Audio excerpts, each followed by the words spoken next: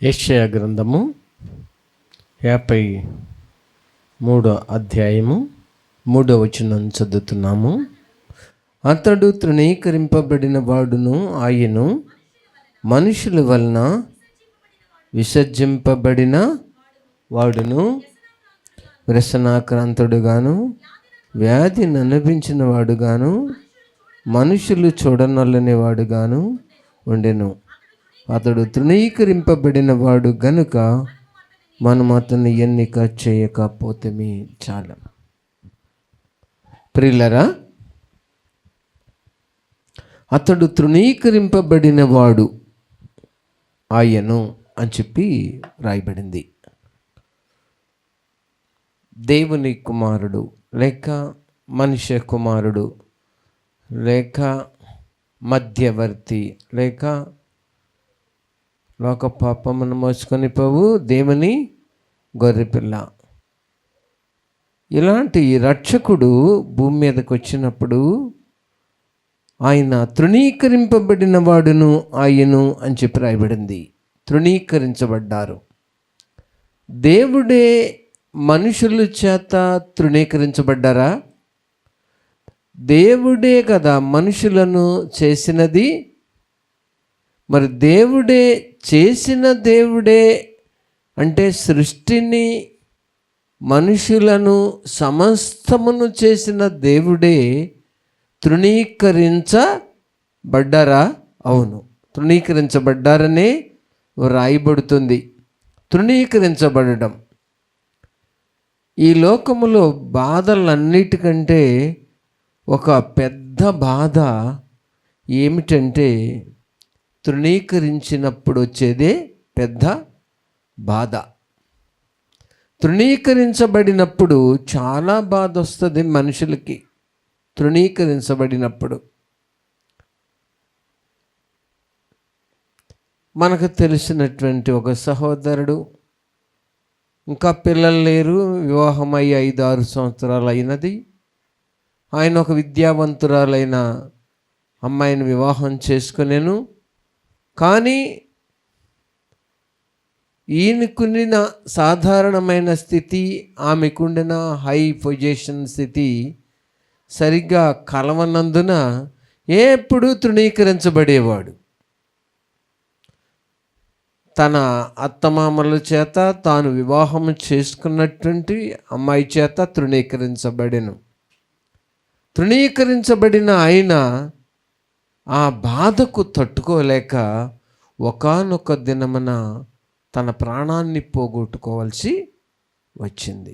కానీ అది అమాయకమైన పని, అది ఒక పిచ్చి పని, అది ఒక చేతగాని పని అనబడుతుంది, చేతగాని తనము అనబడుతుంది. కాబట్టి తృణీకరించబడడం, మనుషులు తృణీకరించబడినప్పుడు వచ్చేది బాధ. మెచ్చుకున్నప్పుడు అందరూ సంతోషిస్తారు, కానీ తృణీకరించబడినప్పుడు ఎలా సంతోషించగలరు? భార్య భర్తలు ఒకరినొకరు తృణీకరించుకున్నప్పుడు ఒకరి పట్ల ఒకరికి కలిగే బాధ, ఒకరి నుంచి ఒకరికి వచ్చే బాధ, అది చాలా కష్టము. తృణీకరించబడినటువంటి వారు, భార్య అందంగా ఉంటే భర్త కొంచెం అందం తక్కువగా ఉంటే భార్య భర్తను తృణీకరించినప్పుడు తట్టుకునేది అదొక బాధ. లేక భర్త మంచి పరిస్థితిలో ఉంటే భార్య కొంచెం సాధారణమైన స్థితిలో ఉంటే అక్కడ భర్త నుంచి వచ్చే తృణీకరించే పరిస్థితులు తట్టుకోవడం చాలా ఇబ్బంది. తృణీకరించడం ఈ లోకములో బాధల్లో పెద్ద బాధ ఏంటంటే తృణీకరించబడడం. ఎప్పుడైతే మనిషి తృణీకరించబడ్డారో అప్పుడే మనిషికి చాలా బాధ వచ్చుద్ది, చాలా బాధ వచ్చుద్ది. చాలామంది అనుకోవచ్చు, ఏమని, పాస్టర్ గారికి ఏంటి, అన్నయ్య గారికి ఏంటి, ఆయన అన్ని విషయాల్లో బాగున్నారు అని. కానీ నేను లేక మన పిల్లలు కానీ మేము కానీ చాలా చిన్నవారము. ఏదో ఎదిగిపోయినామని, ఏదో పైవారమని మనుషులు తలంచడం అనేది జరుగుద్ది, అలాగ చెప్తారు. కానీ మన స్థితి ఏంటో మనకు తెలుసు. చాలా చిన్నవారము. ఎంత చిన్నవారం అంటే చాలా చిన్నవారము. మనుషులు అనుకున్నట్టు హై లెవెల్లో ఉన్నారు అని చెప్పవచ్చు. ఓ మార్కెట్కి నేను పోయినప్పుడు అక్కడ ఒక సహోదరులతో మాట్లాడుతున్నప్పుడు, ఆయన ఏంటండి కారులో నుంచి దిక్కుండా తిరిగే మనిషి అంటున్నారు. చూసారా, మనుషుల్లో ఏమనిపిస్తుంది వాళ్ళకి? నేనంట కారులో నుంచి దిక్కుండా ఉండవలసిన మనిషినేనట. కానీ అది కాదు, మనుషులు అనుకున్నంతగా కాదు. మేము మన ఫ్యామిలీ ఎంతో చిన్నవారము, చాలా చిన్నవారము. మనమేదో ఎదిగిపోయినామని కానీ ఉన్నతమైన స్థానంలో ఉన్నామనేది అది కాదు. కాబట్టి మనుషులు అనుకున్నట్టుగా కాదు. తృణీకరించబడడం అనేది మనకు చాలా అవసరం. భక్తి నేర్చుకోవడానికి, మనం విశ్వాసము పదును పెట్టబడడానికి, దేవునిలో స్థిరపడడానికి, దేవుని వైపు చూడడానికి తృణీకరించబడినటువంటి మనిషి ఎంతో ధన్యుడు. లోకస్తులైతే దేవుడు తెలియని వారిని తృణీకరించినప్పుడు ఎంతో బాధలన్నిటిలో పెద్ద బాధ. కానీ దేవుని పిల్లలమైన మనం తృణీకరించబడుట ద్వారా విశ్వాసములో పదును కలిగిన వారముగాను, భక్తిలో ఎదగటానికి గాను, దేవునిని ఇంకా సమీపించటానికి గాను అది మనకెంతో ఉపయోగపడుతుంది. తృణీకరించబడడం, మనుషుల చేత మనం తృణీకరించబడిన కొలది దేవునికి సమీపస్తులము అవ్వగలం. మనుషుల చేత మెప్పు పొందుతున్నప్పుడు మనం దేవునికి కొంచెం ఎడం కావాల్సి వస్తుంది. ఎందుకంటే ఇంకా మనం గణపరచబడుతున్నాము కదా అనే భావము మనుషుల్లో పనిచేస్తుంది. కానీ తృణీకరించబడుతున్నప్పుడు మనుషుల్ని తగ్గింపు జీవితము, తన్ను తాను తగ్గించుకున్న జీవితము మనుషులకి నేర్పించబడతారు. అందుకనే భార్య చేత భర్త తృణీకరించబడుతున్నారా, ఆ భర్త ధన్యులు. లేక భర్త చేత భార్య తృణీకరించబడుతున్నారా, ఆ భార్య ధన్యురాలు. ఎందుకంటే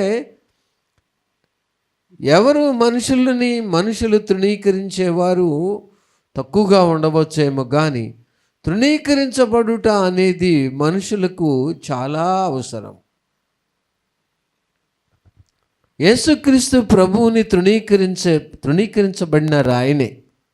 కాబట్టి తృణీకరించబడుట అనేది మనుషుల్లో జరిగినప్పుడు మనుషులు దానివైపు చూడకుండా, ప్రభా మరి ఎక్కువగా నేను తృణీకరించబడితే ఎంత బాగుంటుంది, నా భార్య మరి ఎక్కువగా నన్ను తృణీకరిస్తే బాగుంటుంది కదా, నా భర్త నన్ను మరి ఎక్కువగా తృణీకరిస్తే బాగుంటుంది కదా, నేను తృణీకరించబడినప్పుడే కదా మంచిగా భక్తులు ఎదుగుదును, నన్ను ప్రజలు మెచ్చుకొనినప్పుడు నేను గర్వముతో తొలతోగవలసి వచ్చినేమో, కన్నులు నెత్తుకొచ్చినటువంటి వ్యక్తి వల్లే ప్రవర్తించవలసి వచ్చునేమో. కాబట్టి తృణీకరించబడే అనుభవము నాకెంతో అవసరం. తృణీకరించబడటం అంటే మనుషులు ఆ వ్యక్తిని తను ఏం చేస్తున్నారన్నమాట, కిందికి తగ్గిస్తున్నారు. తృణీకరించడం అంటే కిందికి తగ్గిస్తున్నారు. కాబట్టి తృణీకరించబడిన రాయి మూలకు తలరాయిగా మారబోతుంది అనేది తెలుసుకోవాలి. ఎవరైతే మనుషుల్ని తృణీకరిస్తారో, ఎప్పుడైతే మనుషులమైన మనం తృణీకరించబడతామో, మనం తృణీకరింపబడిన రాయి ఏమవుతుంది, మూలకు తలరాయిగా మారుతుంది. అందుకని తృణీకరించబడుట మంచిది. ఎంతమంది చేత తృణీకరించబడితే అంత ఎక్కువగా మనం మూలరాయిగా మారవచ్చు. కాబట్టి అన్ని మెప్పులే మనిషి కోరుకుంటారు, నాకు మెప్పు కావాలి, మనుషులు నన్ను మెచ్చుకోవాలి అని కోరేదరు. కానీ తృణీకరించబడడం అనేది ఎవ్వరికి ఇష్టం ఉండదు. అసలు ఎవరు ఒప్పుకుంటారు? తృణీకరిస్తే ఎంత ఇబ్బంది, ఎంత బాధ, ఎంత కష్టం అది. అసలు నేనేం చేసినా నచ్చదండి, అంత తృణీకరిస్తారు. నేనేం మాట్లాడినా నచ్చదండి, అంత తృణీకరిస్తారు. అసలు నేను ఏదైనా ఒక మంచి వంట చేసినా నచ్చదండి, తృణీకరించేస్తారు. అసలు నేను ఏదైనా పాట పాడినా సరే తృణీకరించేస్తారు. అసలు నేను ఏదైనా ప్రయాణం చేసేవులే అని మంచి ప్రయాణం అని అంటారు. నాతో కలిసి ఏకీభించి నన్ను సంతోషపరిచే మనసు లేదండి, అంతా తృణీకరించడమేనండి. ప్రతి సందర్భంలో కూడా నన్ను తృణీకరించడమే నా ఇంట్లో జరుగుతుంది అనేది కొంతమంది ఆవేదన. ఎంత చేసినా నువ్వేం చేయలేదు అని చెప్పి మాట్లాడతారండి. అంటే ఏం చేస్తున్నారు? తృణీకరించబడుతున్నారన్నమాట. ఎంత చేసినా నువ్వేం చేయలా, ఏం చేసావు, పెద్ద చేసావు, ఏం చేసావు అనే విధంగానే తృణీకరించబడుతున్నానండి. ప్రియులారా, మనం ఏది చేసినా ఏం చేయకపోయినా అనేది కాదు, కానీ ఒకానొక దినమున దావీదు సిగ్లగుకు వచ్చినప్పుడు, సిగ్లగు పూర్తిగా తగలబడిపోయి ఉండుటయు, వారి యొక్క జనులు, భార్యలు, పిల్లలందరూ చెరపట్టుకుని తీసుకొని పోవుటయు ఆయనయు ఆయన సైనికులు చూసి ఉన్నారు. అయితే ఏడ్చుటకు శక్తి లేనంతగా దావీదు ఏడ్చెను. కానీ సైనికులు కూడా దావీదు విషయంలో చాలా బాధపడ్డారు, రాళ్ళు తీసుకోవాల్సిన పరిస్థితి వచ్చింది. కానీ దేవుని బిడ్డలారా, దేవుణ్ణి బట్టి దావీదు ధైర్యం తెచ్చుకొని ఏపోదు తెమ్మని, ప్రభా నేను వారిని కలుసుకుందునా, వారిని తరిమితే కలుసుకుంటానంటే నిశ్చయముగా నువ్వు తరుమము, నీ వారిని దక్కించుకుంటావని చెప్పి దేవుడు మాట్లాడినప్పుడు అక్కడ చాలామంది వెళ్ళినారు, కానీ కొంతమంది సామానుల దగ్గర ఉన్నారట, సామగ్రి దగ్గర ఉన్నారు. వీరు సంధ్య వేళ మొదలుకొని మరలా సంధ్య వేళ వరకు 24 hours యుద్ధము చేసి తన వారిని, తమ భార్యలను, పిల్లల్ని, వాళ్ళు 4 దేశాల నుంచి దోసుకొచ్చిన ఆ వెండి బంగారములు, కరెన్సీని, ఒంటెల్ని, గొర్రెల్ని అన్నిటినీ కూడా మళ్ళీ వీళ్ళు స్వాధీనం పరుచుకుని వాళ్ళందరినీ హతం చేసి వీళ్ళు స్వాధీనం పరుచుకుని తిరిగి వచ్చినప్పుడు ఈయనతో పాటు ఉండినటువంటి వారు అంటారు, మనం జయించి తెచ్చుకున్నాం కాబట్టి సామాన్యుల దగ్గర ఉన్న వాళ్ళకి భాగము లేదు అన్నారు.